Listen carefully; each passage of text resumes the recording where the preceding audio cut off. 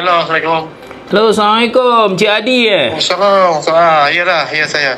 Cik Adi, saya dari Bilik Gerakan Pakatan Harapan di Dun Sulabayan lah. Nama saya Adli.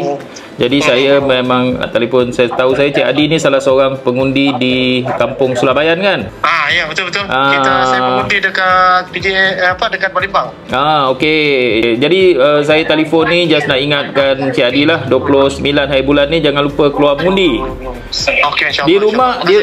Di rumah tu berapa orang mengundi? Ada saya, adik, ada abang, ada mungkin lebih kurang 7-8 orang. 7-8 orang. So kita di Bilik Gerakan Pakatan Harapan ni, kita harap Cik Adi dapatlah mengundi Pakatan Harapan kali ni.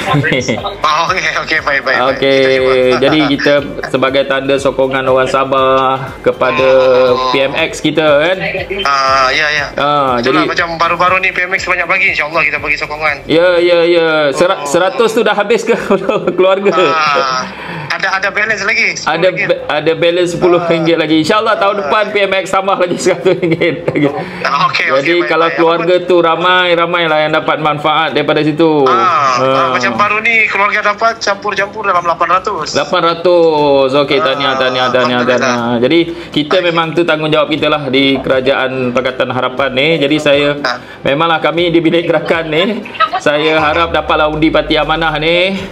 Melalui Pakatan Harapan. Calon kita kenal kan calon kita?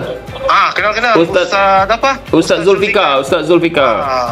Jadi kenal. Dia pun orang sini, jadi kita harap dapatlah berikan sokongan kepada dia. Okey, insya-Allah. Terima kasih ingatan. Terima kasih juga kerana berikan sokongan, dan kita harap jangan lupa 29 hari bulan kena keluar awal, takut petang-petang hujan dan sebagainya.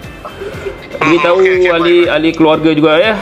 Okey, terima kasih kerana sokong harapan dan sokong pemerintahan PMX kita. Terima kasih banyak.